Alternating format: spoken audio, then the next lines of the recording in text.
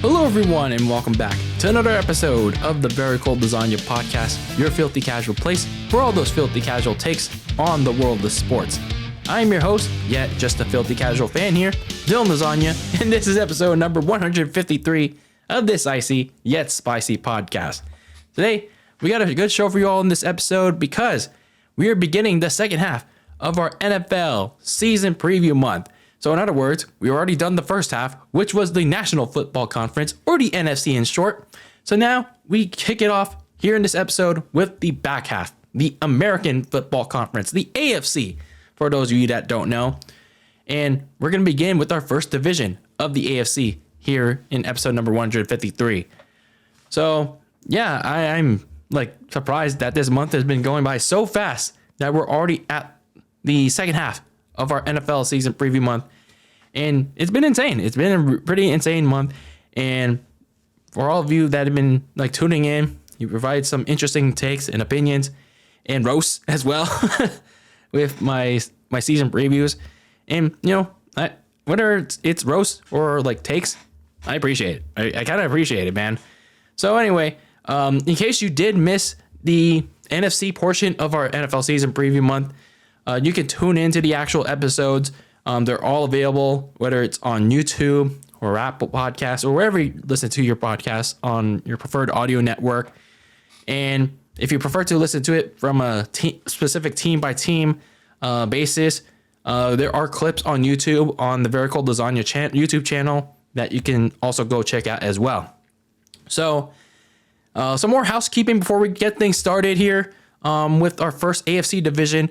As I mentioned before, you can listen to Very Cold Lasagna wherever you get your podcast. If you're listening to this on audio, on Apple Podcasts, Spotify, and again, anywhere on any audio network that Very Cold Lasagna is available. And if you're watching this on YouTube, make sure you leave a like, leave a comment, smash the subscribe button, share this with your friends, share this with a stranger, share this with everybody that, whether they listen to sports or not, anything, man. Just anything. So they can spread the word of mouth about my casual fan takes on sports, wrestling, whatever I talk about here on Very Cold Lasagna. We've been getting the ball rolling, slow and steady as it wins the race. And then if you want to follow me on social media, I'm at Very Cold Lasagna on Twitter and Instagram. And I guess if you want to follow me on Threads too, because that's a thing now. But anyway, yeah. Keep spreading the word of mouth about Very Cold Lasagna, and yeah, let's keep that gravy train rolling on that Very Cold Lasagna. So now that we've wrapped up the entire NFC, let's shift our way over to a more competitive conference, in my opinion. That is the AFC, the American Football Conference. And man, there's going to be definitely a battle. This is going to be like Mortal Kombat of the NFL, because there are a lot of teams in this conference that are going to be battling each other to make the playoffs. And I say that now, and then, of course, once we get to the season, then probably go to shit. But I digress. This AFC this year is going to be insane. There are so many teams that look so dang good, at least look like playoff contenders on paper. It's going to be crazy. And unfortunately, one of those divisions that we're going to be talking about, we're going to be kicking things off here with our AFC portion, may not be so much. Probably not. At least per se, maybe not. But we'll see. We'll see as I talk about them. It may shift around, but we will see. And that is, kicking things off, is the AFC West. So I actually, last year, when I did my first ever NFL season preview month, I ended my season previews with the AFC West division. I wanted to switch things up and start my second half with the AFC West. I don't know why. Don't question me. But anyway, when I talked about the AFC West in 2022, I was pretty intrigued of how this would go because this division took a lot of significant headlines last offseason. There were 3 massive trades within this division that seemingly helped 2 teams and then hurt the team that was really up at the top for a very long time. So it seemed like this was going to be a really competitive division in 2022. But unfortunately, that was not the case. The rest of the like 3/4 of that division like completely imploded. Actually, it was like one half of that division, to be honest with you. And then the king of the mountain that has been on top just was like cruising by, taking care of their business, seeing the other teams implode, and they survived just fine. Cruised to another division title, and they survived the gauntlet in the playoffs, and they battled to get a second Super Bowl title in 3 years. So, yeah, they were once again the rulers of the kingdom, and not just the AFC West, but also in the NFL as well. So now we enter a new season, obviously. We enter a new season, and we're here once again at this point where these teams in the AFC West trying to make these big moves to try and challenge the King of Kings in not just the AFC West, but also the NFL as a whole. So two teams made a few big moves, for better or worse, to try and challenge the King of Kings of the AFC West. Meanwhile, for the Kings of the AFC West and the NFL, they're looking, obviously, to be the first repeat champions since the 2004 New England Patriots. So going into this season, when you look at the AFC West, I look at these teams in question, do any of these teams that we're going to be looking at here in this episode, do they have a chance to try and challenge like they were supposed to last year? Do they stand a chance to try and dethrone the Kings atop of the kingdom in the AFC West? So that's something we're certainly going to find out and try to unpack here in our first AFC season preview for 2023, and that is the AFC West. So the first team that we're going to be talking about here on the AFC half of our season previews is within the AFC West, and that team resides in the Mile High, ladies and gentlemen, and that is, of course, what I consider the most disappointing team last season, and that was the Denver Broncos. So for the Denver Broncos, I initially sat here last offseason.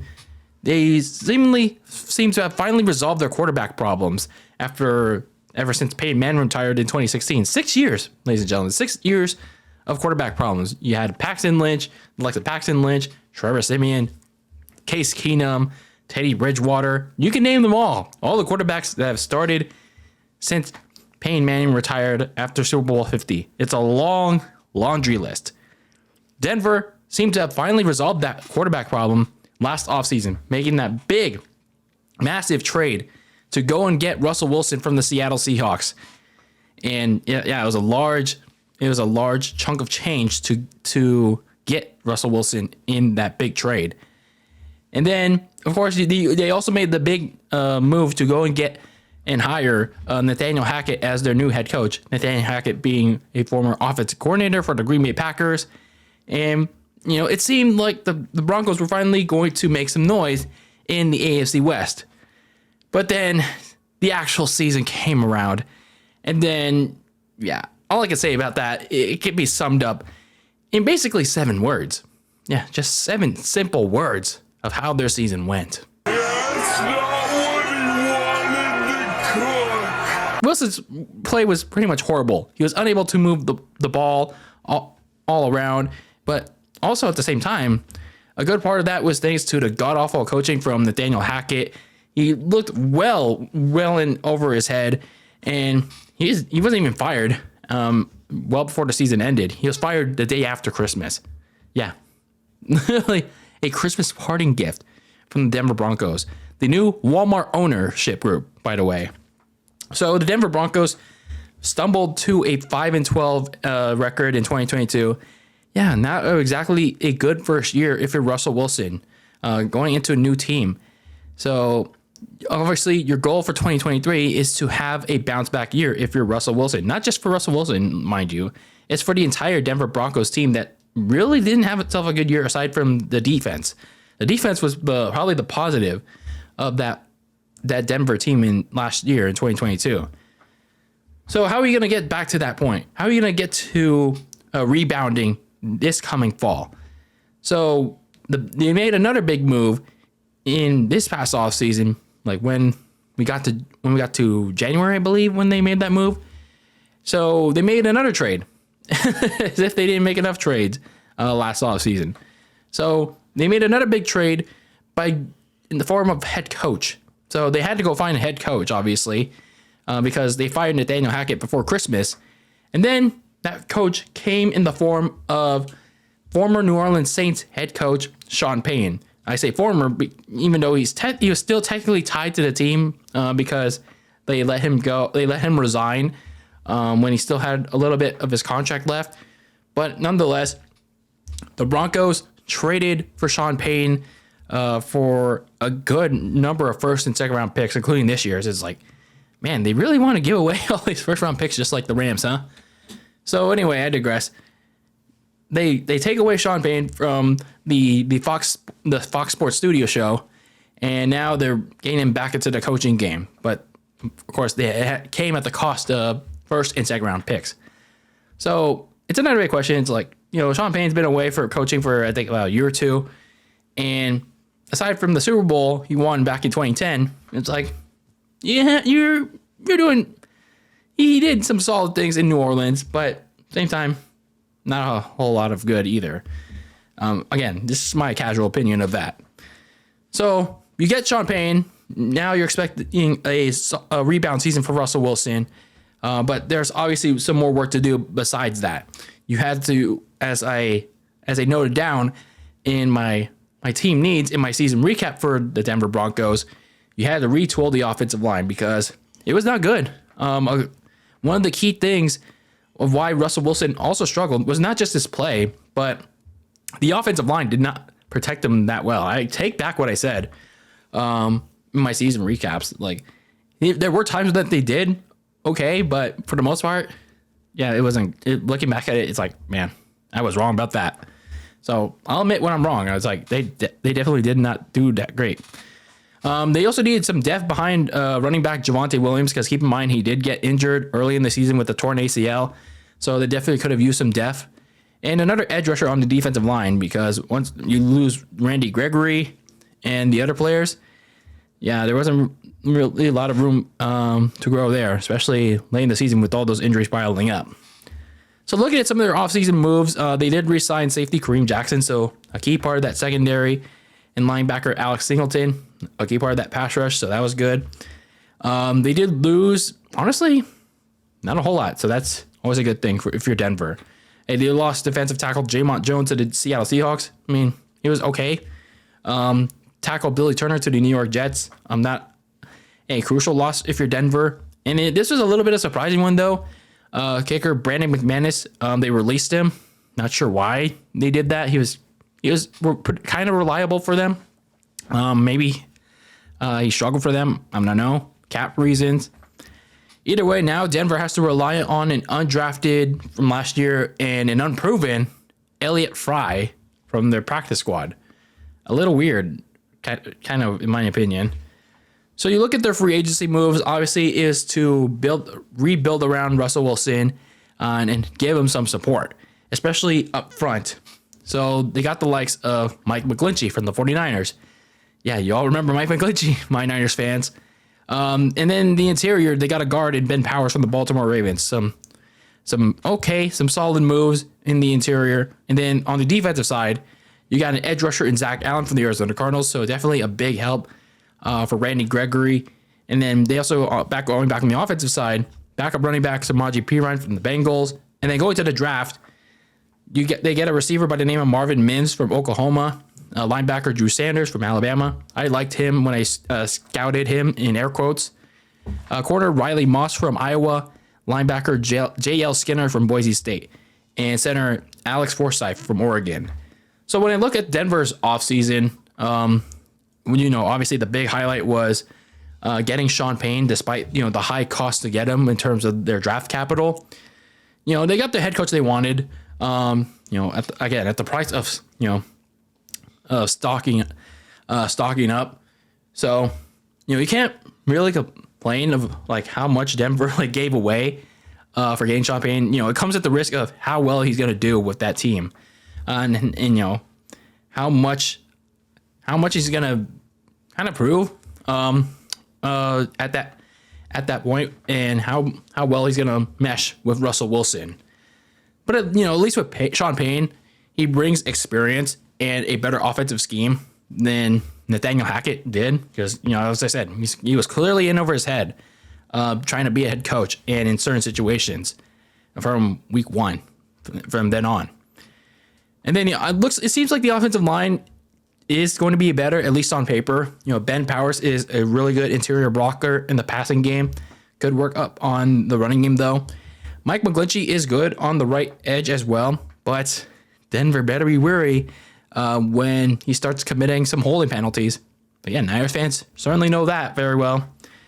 And then you have left tackle Garrett Bowles returning from injury, and then you have center Lloyd Cushenberry coming back as well. Denver's offensive line, could be pretty X-factor strong wall, as long, as they stay healthy and disciplined. So looking at some of their key games of 2023, you have your very first game in week 1 against the Raiders. You don't know how they're going to be. You don't know if they're going to be good or worse. You don't even know if they're going to be starting Jimmy Garoppolo in week 1, but a good opportunity to get a first win. One of your first wins against the Raiders since a long ass time. And then you have to go down to Miami to play the Dolphins, Tua Tagovailoa, and that very strong crew in week 3. And then your big test comes in week 6 and 8. You have to play the Chiefs every other week, first on the road and then at home. So a big test in 2 of 3 weeks. And then after your bye week, you go to Buffalo to take on the Bills. Yeah, very strong slate in the first half of the season. And a kind of difficult one in the strong AFC if you're Denver. So obviously the biggest questions that I have for the Denver Broncos going into 2023 centers around Russell Wilson and Sean Payne. How is Sean Payne going to do? How is he going to mesh well with Russell Wilson, who needs to rebound with Sean Payne and these new additions to the offense? Certainly Russell Wilson has an opportunity to right the wrong from last season. He clearly struggled, but now he has a proven head coach and better, or at least on paper, upfront protection alongside the already good receiving options. That is Jerry Jeudy, Cortland Sutton, and rookie tight end that honestly did pretty decent, Greg Dulcich, as well as you got new receiver Marvin Mims. So basically, there's practically no excuse for Russell Wilson to have another down year unless injury, like you have a freaking injury mania running wild in the mile high. And then the next question is centered around the running back spot. Javonte Williams is coming back from a torn ACL, so it's probably interesting to see how Sean Payne and their offensive coordinator Joe Lombardi handle that. How soon are they going to ease him back in? If he's going to be fully healthy by week 1. If he's not going to be healthy by week 1, perhaps they give Samaje Perine, who did pretty decent, pretty solid with some starter reps in Cincinnati, handle some heavier loads first. So perhaps they let him do that. So for Denver, I expect the Broncos to at least bounce back from last year's big time disaster, barring any injury mania in Denver. The problem is, even though with the middle of the road schedule, they still in a tightly contested AFC West. You still have Patrick Mahomes. You still have Justin Herbert to deal with. You still have a Raiders team that, even though they still have questions about whether or not Jimmy Garoppolo is going to play or whoever's going to be under center, you don't know about Josh Jacobs. They have to deal with the likes of Josh Allen and Aaron Rodgers in the AFC as well. Even with that middle of the pack schedule, there's still a lot of issues within the AFC. So they may snag a couple of easy wins and maybe some select upsets. Who knows? It might not be enough, considering how competitive both the AFC and their own division may be. It's going to be a little difficult for Denver to climb the ladder in this AFC. I do think they will have a winning record. Just might not be enough to make the postseason. I give them 9-8. 9-8 is a generous spot for them to be in. So we now go from the Mile High in Denver to Sin City in Las Vegas to talk about the silver and black, the Las Vegas Raiders. Raider Nation, you got a problem on your hands, and not a good one, but we'll get there. We will get there because, well, for the Las Vegas Raiders in 2022, they were coming off the heels of, I'd say, an inspirational and wild 2021. I talked about it in length, but in a nutshell, a lot of controversy early in the season, a lot of terribleness during that season, but they made it work.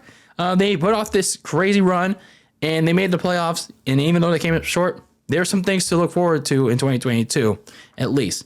So they followed up a inspirational 2021 by hiring former New England Patriots offensive coordinator Josh McDaniels to be their new head coach.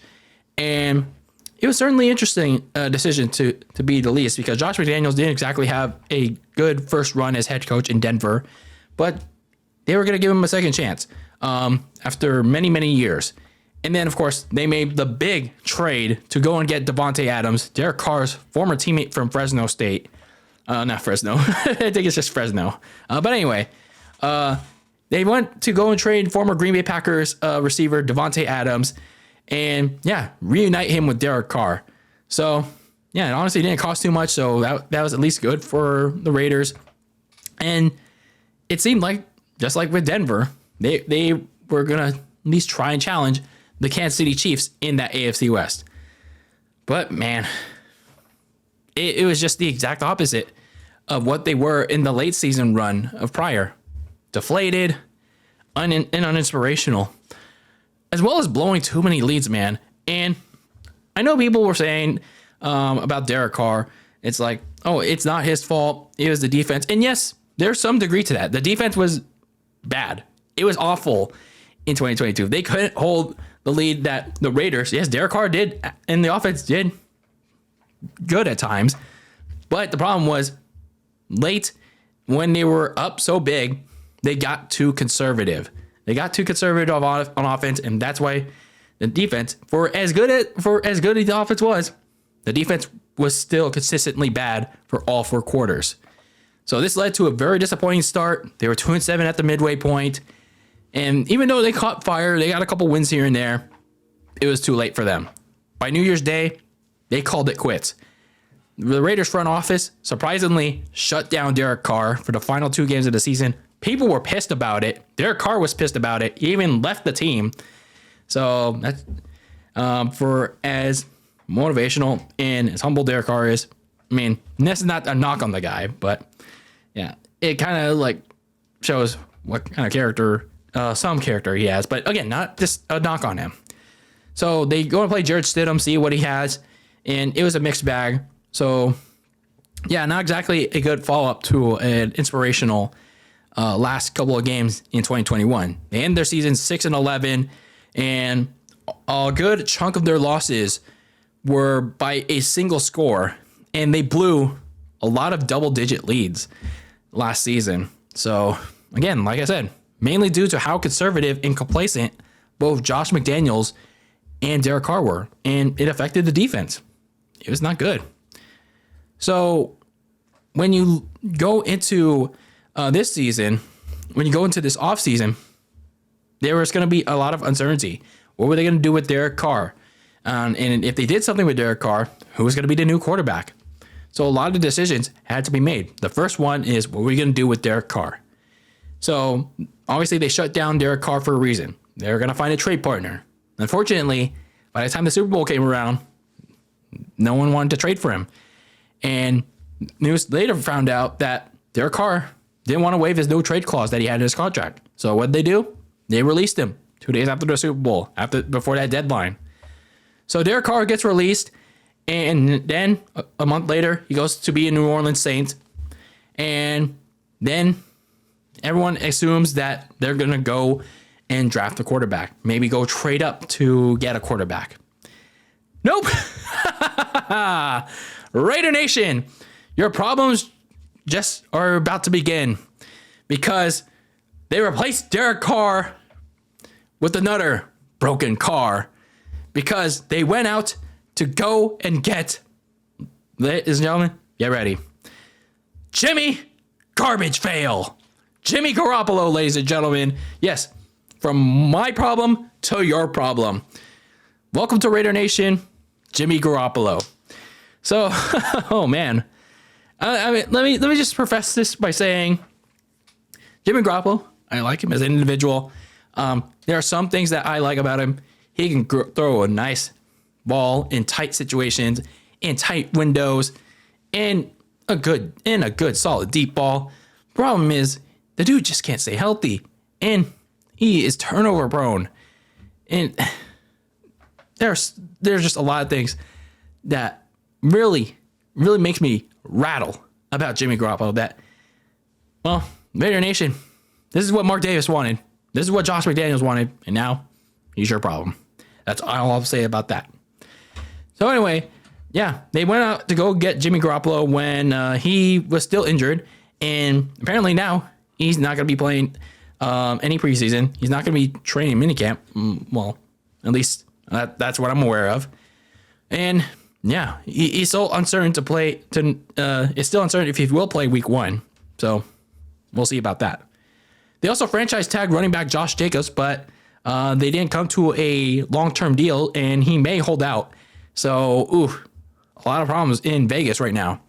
But on a positive note, they did trade for tight end. They did trade tight end Darren Waller to the New York Giants. Actually, I don't know if I can say that's a positive note. For a 3rd-round pick. So Darren Waller did have a bit of injury problems. So yeah, they went on to trade him for a 3rd-round pick, see what they could get out of him. But man, this was just not a good offseason for the Raiders, man. And some are optimistic about this, and I don't know, most are not. So my goal for the Raiders this coming season is that you got to lose games, man. You got to lose enough games. And I know Jimmy Garoppolo is a competitor and all that. I like that about him. But I don't know, man. I just can't see it. I just can't see it. So if you're the Raiders, you got to lose some games. You got to put yourselves into position to pick one of the top prospects next year in the draft. Like, I just can't see it with Jimmy Garoppolo. Man, I don't know how you can, but Niners fans have suffered for that. They really have. So looking at some of my team needs for the 2023 offseason, a lot of which I talked about back in February, we're pretty much redundant now. The only one that did remain relevant was they had to beef up the interior defensive line because Max Crosby, Chandler Jones, they're pretty good in 2022. The only problem was the interior was struggling, and in turn, Max Crosby and Chandler Jones were the only guys getting actual sacks, actual pressure on the exterior. So didn't do a lot of help trying to get to the quarterback. So looking at some of their offseason moves, they didn't lose a whole lot, so that's a plus. They lost Rocky Sin to the Baltimore Ravens, linebacker Denzel Perryman to the Texans. They lost one of their key receivers when Hunter Renfrow and Darren Waller was out for a little bit, and that was receiver Mac Hollins. He went to the Atlanta Falcons, and Hollins, backup slot receiver, he stepped up big time when, again, Renfrow and Darren Waller were out with injuries for a good portion of the season. Looking at some of their additions to free agency, not a whole lot. They added backup quarterback Brian Hoyer. In the event, Jimmy Garoppolo is not ready to go. They also got receiver Jacoby Myers from the New England Patriots. Yeah, you all remember Jacoby Myers, that guy that was the big hero in Week 15. Yeah, for the Raiders. So, yeah, going into the draft, they did get an edge rusher by the name of Tyree Wilson from Texas Tech. Defensive tackle Byron Young from Alabama. Tight end Michael Mayer from Notre Dame, so maybe he'll be the replacement for Darren Waller. And then cornerback Jacorian Bennett from Maryland. Excuse me. So looking at some these offseason moves, if you're a Raiders fan or not Raiders fan, or you're just me, a casual fan. Man. A lot to dissect here. A lot to dissect. So from my perspective, either the Raiders are really high and not in a good note on Jimmy Garoppolo, or this is going to be a clear tank for whoever's they're looking at in next year's NFL draft. But in fairness, though, this is the Raiders after all, because nothing has gone right for them aside from 2021. I'll give them credit for that. This is by no means attacking Jimmy G, because like I said, I respect the heck out of him. He's a good individual. Off the field, he presents himself professionally. I respect the heck out of him. He carries himself great, but on the field, man, it's just like something doesn't click with me with Jimmy Garoppolo. I've seen it for like almost 6 years, like the 5 years that he's been there. It's like it's not there. So the Raiders must have clearly known that Jimmy has only had one fully healthy season in the 5 years that he's been with the 49ers. And he's still recovering from the foot injury that was in 2022. It's like they must have seen that, right? When they signed him, they must have known the risk that was to come. And like I said, there are some positives. He throws fine under pressure. He makes some nice tight window throws, but he also makes a lot of boneheaded ones as well, both altered and unaltered in the pocket. And there's some times where he just doesn't know the pressure's coming. So that leads also to some turnovers. And boy, did we suffer through that too. So the defense also has concerns. Even with the investments on the defensive line, it's going to be imperative that Tyree Wilson and Byron Young pan out for the Raiders because, their current interior defensive tackles, Bile Nichols and Jerry Tillery, who are going to be apparently starting, they were bad. They're bad in 2022. So if Wilson and Young struggle too, expect Chandler Jones and Max Crosby to really pick it up again.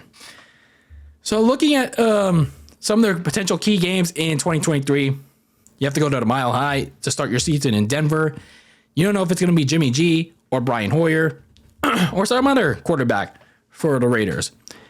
And then you have to go in week 2 to Buffalo to face the Bills and Josh Allen in the Bills home opener. 2 games where you don't know who's going to be that quarterback. And then after you have your week 3 opener, a home opener against the Steelers, you have to go to the Chargers in week 4 in Los Angeles. So you're only home for 1 month or one week, to be honest with you. And then you get to play Jimmy G's old team and Josh McDaniels' old team, week 6, the New England Patriots. So another big game. I mean, we don't know what you're going to get from Mac Jones in them. And then week 12, all the way down there, depending where you are, you play the Chiefs. And remember what they did to you in the final week of the season? Yeah, that was embarrassing. So my biggest questions for the Raiders entering this season obviously centers around Jimmy Garoppolo. How many games is he going to give you, Raider Nation? Like I said, he has his bright spots, but his kryptonite is his durability. If he can't stay healthy for at least most of the season, then the Raiders are going to be in trouble from the very start, especially if he can't go week 1. So this team, there's a lot of flaws. I kid you not. And it's a shame considering that you have the likes of Devontae Adams, Hunter Renfrow, Max Crosby, and if he plays, Josh Jacobs. You don't even know if Josh Jacobs is going to play in week 1. So you have to figure that out and try to convince him to come here to play. These players, it's like it could be another year where it's going to be wasted. So they could prove me wrong, like with all the teams I talked about. The Raiders could prove me wrong, but as of right now, I doubt it. When you have a lot of QB problems from the red and gold, now carrying over to the silver and black, I expect the Raiders to go 5-12, if not worse than that. And 5-12 is generous, man. See, because there's a lot of problems on this team. There really is. Even again, if you have the talent with Adams, Renfrow, Crosby, Jones, and even with a good tangible, leadership tangibles in Jimmy Garoppolo, I just can't see it. I really can't see it. Again, they can prove me wrong, but Raider Nation, you got a serious quarterback problem on your hands, and it's going to continue to carry over, even going into week 1. So now we depart Sin City, that is Las Vegas, and travel down to the City of Angels, that is Los Angeles, or at least it doesn't feel like it right now, to talk about the Los Angeles excuse me, chart. All right. The Los Angeles Chargers. So for the Los Angeles Chargers. The Los Angeles Chargers. They're coming off a heartbreaking ending to their season prior to 2022, and they were looking to improve on that, trying to fix the problem of why their season in 2021 ended the way it did.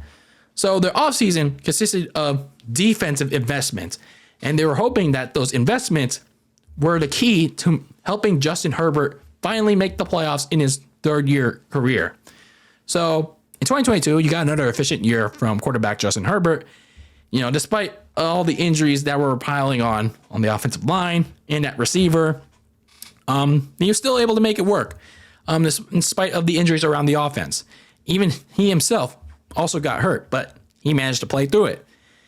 But all of those defensive investments that they made made the defensive liability, either due to injuries or pretty much poor play. But nonetheless, the Chargers were finally able to make the playoffs with Justin Herbert. And yeah, it still wasn't enough. It still wasn't enough because guess what happened the game prior to their first playoff game?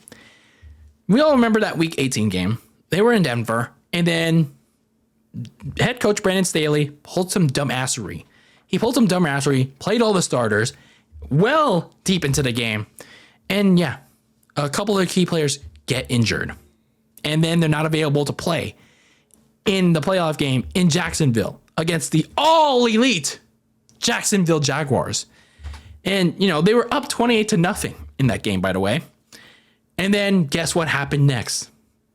LA Clippers, Clipper up, like the Power Rangers when they're choking against an evil villain. So once again, they found a way to Clipper it up, when it mattered most for the second straight season. And only this time, it was on a big national stage. That is the playoffs. And what's even more surprising with the way they Clippered up is that they didn't fire Brandon Staley afterwards. Like, how do you not do that? It's one thing that you go wire to wire against the Raiders in like the last game of the season with the playoff spot on the line. It's another thing that you're up 28-0 in the actual playoffs itself, and you choke it all away. You Clipper it all away to the all elite Jaguars. Yes, all elite, AEW. If you don't get the reference. But anyway, the point being is, why didn't they fire Brandon Staley for 2 straight choke jobs to end their season? Like, I don't get it. Like, what did they find in him? Like, it literally didn't make any sense. It really didn't. But nonetheless, your top goal for 2023, if you're the LA Clip Chargers, is to make the playoffs again without clippering. You have to make a playoff. You have to win a playoff game, and hopefully from there, you make a deep run. Especially considering that you don't have any more time to waste with Justin Herbert's prime and under his rookie contract, because, I think it's after this season that, he has a contract extension, and at some point you're going to have to start considering paying him the big bucks, because he's definitely worth those big bucks. So you got to start getting some positive momentum aside from Justin Herbert. Get him some actual help, especially on the coaching side, man. So looking at some of their offseason priorities, looking at the Chargers, they had to address the run defense because just like in 2021, it wasn't great. I thought they would have addressed that in 2022. And, I thought they did. But I guess all the injuries were just too much to overcome. So they had to go and get some interior defensive tackles. I also thought they could use a safety to pair with Derwin James. And looking at some of their offseason moves, it's kind of a good thing that, it's pretty quiet for them. But at the same time, they didn't lose anyone of note. So that's always a good thing for them. So the only notable losses that they incurred were linebacker Drew Tranquill to the Kansas City Chiefs, safety Nazir Adderley he retired, and then edge rusher Christian Covington to the Lions. So not too many notable losses here and there.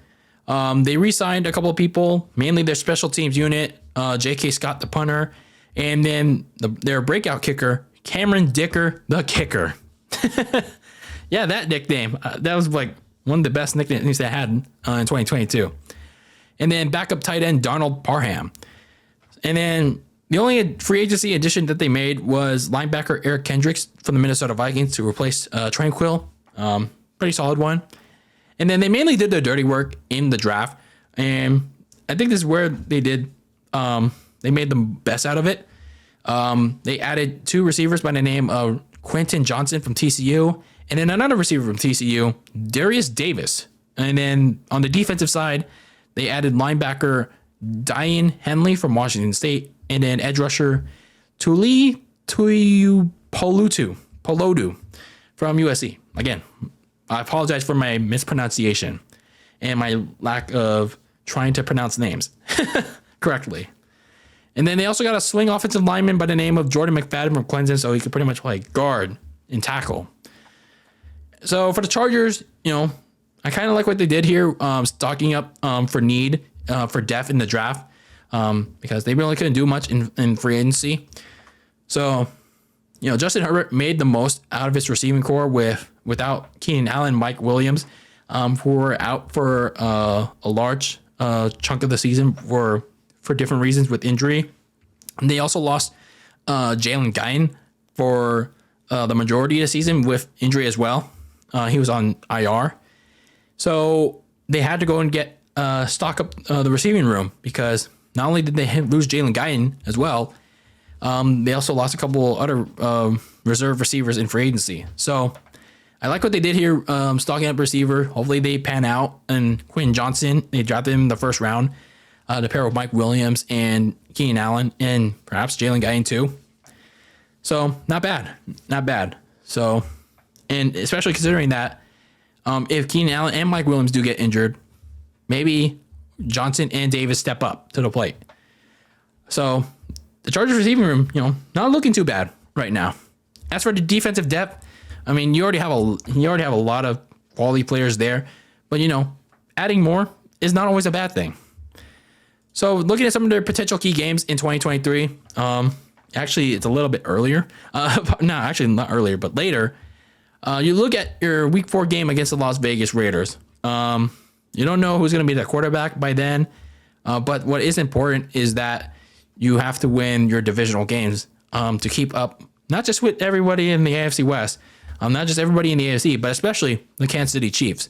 That's your main target in not just 2023, but in general, because you were nearly there. You were nearly there in 2023. It's just like, I don't know what happened in 2022. It's just kind of, you just chargered again.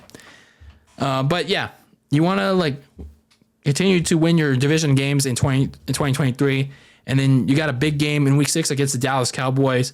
You can never underestimate Dak, and of course the defense. That's like a pretty relentless defensive line. And then Week 7 against the Kansas City on the road, playing the defending Super Bowl champions. These two teams always go the distance against each other, so I'm expecting fireworks. And then you go to New York 2 weeks later to play the Jets against Aaron Rodgers and that talented team on paper. And then Week 12, you host the Baltimore Ravens in what I feel like should be an interesting game against Lamar Jackson, and what I feel like should have more weapons around him by that even by that point. So should be an interesting game for that one. So some of my biggest questions entering the 2023 season for the LA Chargers is, can that receiving duo of Keenan Allen and Mike Williams stay healthy? I know they're not getting any younger, and I know they didn't really play a lot of games in the past season, but, for as older as they are, they do produce, they do still produce a good amount of production, momentum, and a lot of the offense for Justin Herbert. And, Jalen Guyton's an X factor too, but the main receiving core is Allen and Mike Williams. But you never know. You never know with Quentin Johnson. He may be the breakout star for the Chargers in 2023. Maybe. And then, how's the secondary going to perform? Given they stay healthy for a full 5 games, because the secondary in 2022, it kind of struggled with injuries, especially considering that Asante Samuel was supposed to have J.C. Jackson on the opposite end, but then he struggled, and then he got hurt, and then J.C. Jackson wasn't there for the rest of the season. So that opposite corner spot really struggled. But Asante Samuel, still performed very well. It's just a matter of, it wasn't great. So hopefully, they stay healthy. They stay healthy for past 5 games. So for the Chargers, the key for them is to not just get another good year from Justin Herbert. They got to stay healthy all around. And they need much better coaching from Brandon Staley. They can't get conservative. They have to keep pushing the pace. They got to keep pushing the ball.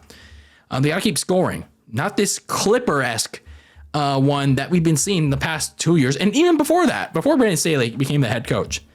I understand that they've been cursed with the curse of the Clippers, but there's no more time to waste with Justin Herbert's prime.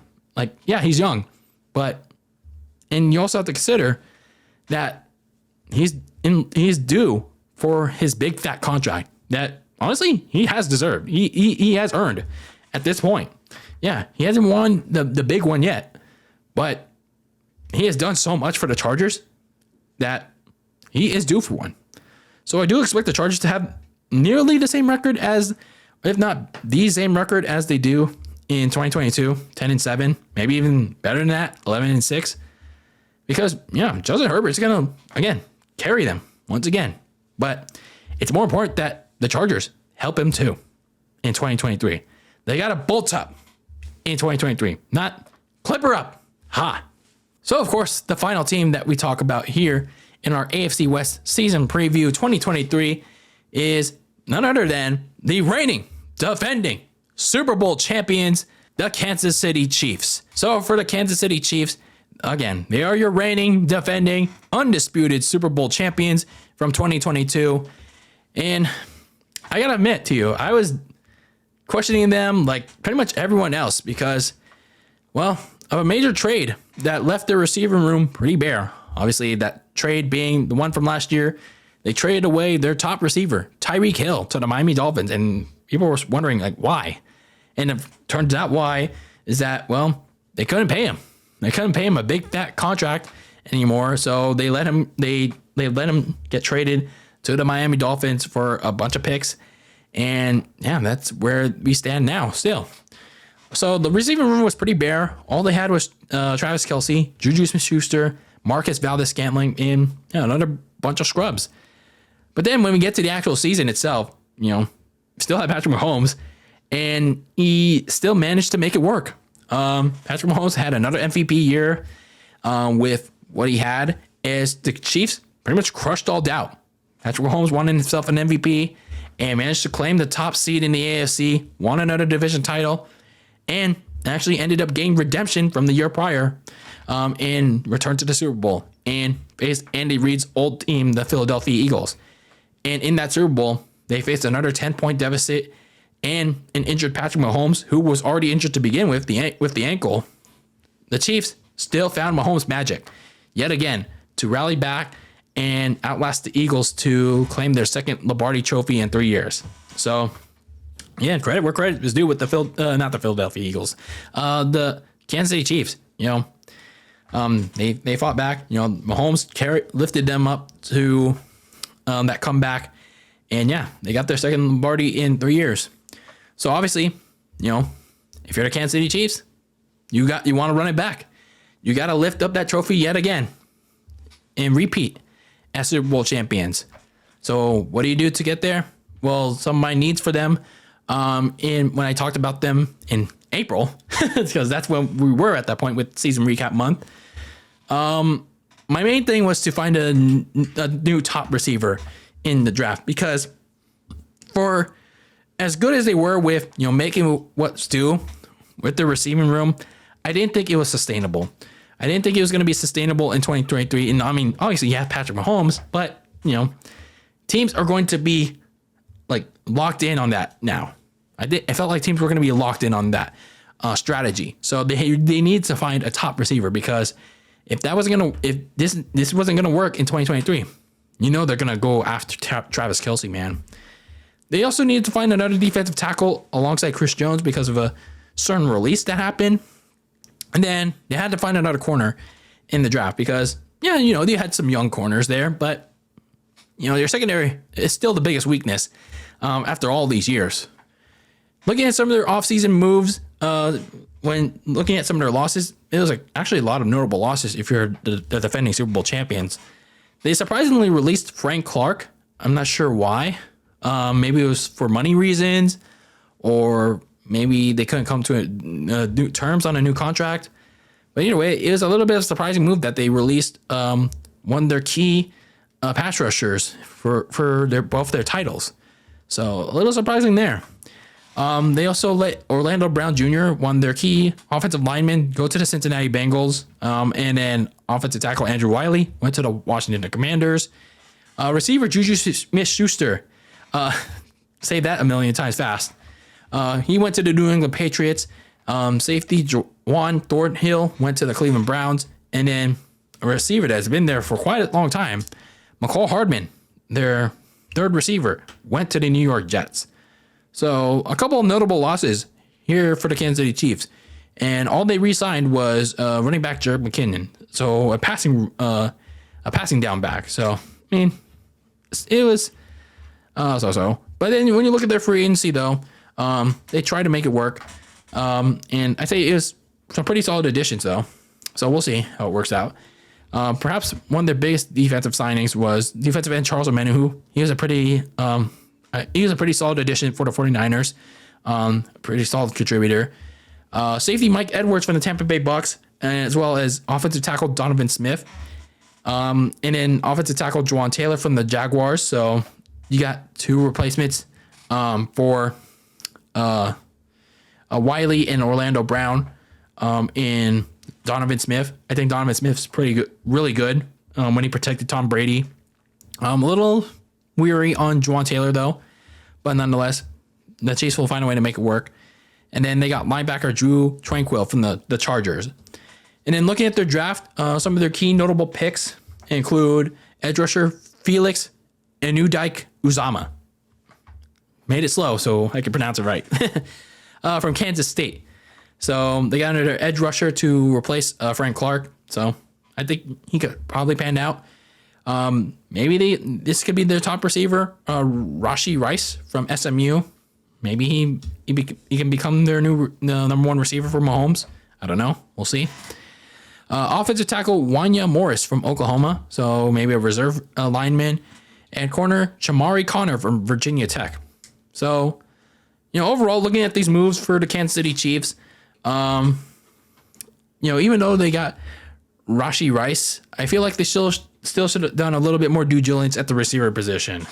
It's very odd, you know, that even as a defending champions, I get it. You probably didn't have a lot of money to spend in free agency and not a lot of draft capital in the draft, but still, you elected not to get Patrick Mahomes, another top weapon in the offense. Maybe Rashee Rice pans out, but still, you have a receiver room that has Marcus Valdes-Scantling, Rice, and what else? Maybe I'm missing someone, but you just lost Juju Smith-Schuster in free agency, but it's like, what else? What else you got? Because I got nothing for you. I really got nothing for you. Because again, if this strategy of, you know, trying to make Mahomes look and throw to like scrubs, make them like number one receivers isn't going to work like it did in 2022, then people are just going to go after Travis Kelce and double him. And if those guys don't look like top receivers, then you're in trouble. You're in trouble. But I will say they did a nice job upgrading the offensive line after the free agency losses. Juwan Taylor, we'll see how he pans out, but I think he did fine protecting Trevor Lawrence in the last 2 years. Meanwhile, Donovan Smith, excellent throughout his time in Tampa Bay on the exterior. I think he just struggled in 2022 because of nagging injuries. So I expect him to bounce back. So looking at some of their potential key games in 2023, I pinpointed, obviously, aside from their division games against the Chargers, and maybe the Broncos as well, depending on how Russell Wilson and Sean Payne do. The very first game against the Detroit Lions. I know it's the Lions. Everyone wants to sleep on them. You know, the Lions sleep tonight.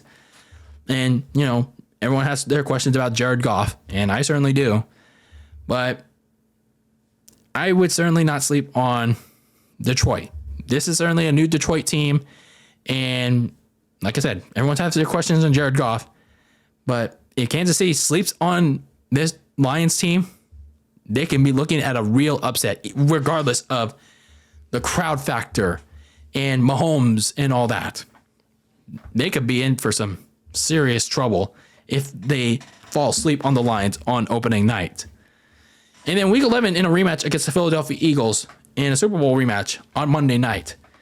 So I expect this game to be a shootout, depending on where things at with both teams. But this should be an entertaining Monday night game for the Philadelphia Eagles on the road against the defending Super Bowl champions.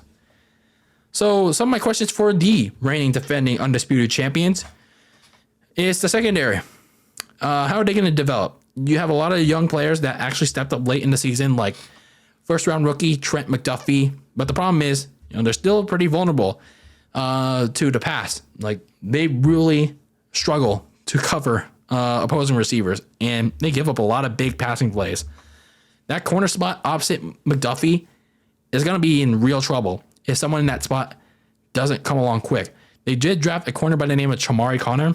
I mean, he was a late round draft pick, but you never know. You never know with some of these late round picks. But nonetheless, they really got to find a way to fix their secondary, because aside from the late season run, it's just always been a struggle for them. So my second thing is there going to be a breakout top receiver? I said this, I beat this horse to death, but for the Chiefs to succeed in a repeat, they can't expect that formula of a spread offense, of sharing the gold to work all the damn time, especially when Travis Kelce has a down game. So someone in that receiving core has to step up for Mahomes and be that top man, not just for 1 week, not just for 2 weeks, consistently, in order for them to repeat as Super Bowl champions. So this AFC West is still expected to be tough, whether it's the Chargers or the Broncos. The Raiders can sometimes give you trouble too. And, the rest of the AFC is going to definitely give you trouble as well, with the likes of the Bills, the Chiefs, and who knows, maybe even the Jets and the Dolphins. But Mahomes and the Chiefs have been here before. They know how to handle their business. And if the Chiefs can get a notable, reliable weapon to step up for Mahomes and with Kelce, and they don't shoot themselves in the foot, I believe you can be looking at a repeat Super Bowl champion in the Kansas City Chiefs in 2023. I expect them to win the division again in 2023. Your repeat AFC West champions again. Was it 7 straight years? Or 8? I don't know. But either way, expect the Chiefs to win the division yet again. And who knows? Maybe they could come out on top and run their kingdom yet again in this coming fall. And with that, that is a wrap on the AFC West portion of our 2023 NFL season preview month, part 5. Yes, part 5. Man, already? Damn. So anyway, yeah, we're done with part 5 of our 2023 NFL season preview month. And yeah, let me know your thoughts on either of these teams, or maybe all these teams that we covered in part 5 of our NFL season preview month. The AFC West teams, the Denver Broncos, the Las Vegas Raiders, the LA Chargers, and the reigning defending Super Bowl champions, the Kansas City Chiefs. I'd like to know your thoughts, whether it's your takes, your opinions, or maybe your roast of how wrong I am or I'm going to be about one of these teams, or maybe all these teams in 2023. And then, of course, in case you missed any of the season previews for either of the teams that I've talked about already, especially on the NFC side of things, you can always check them out on YouTube or any of the podcast networks that are available for Very Cold Lasagna. So anyway, that is it for this episode number 153 of Very Cold Lasagna. I'm your filthy casual host / fan of sports, DylanLasagna. Thank you for tuning in to another icy yet spicy episode. And as always, keep that lasagna very cold in the fridge with your takes on the world of sports. And in the next episode, we'll be going up Central North to talk about the AFC North teams up there. So until then, until next time, peace out.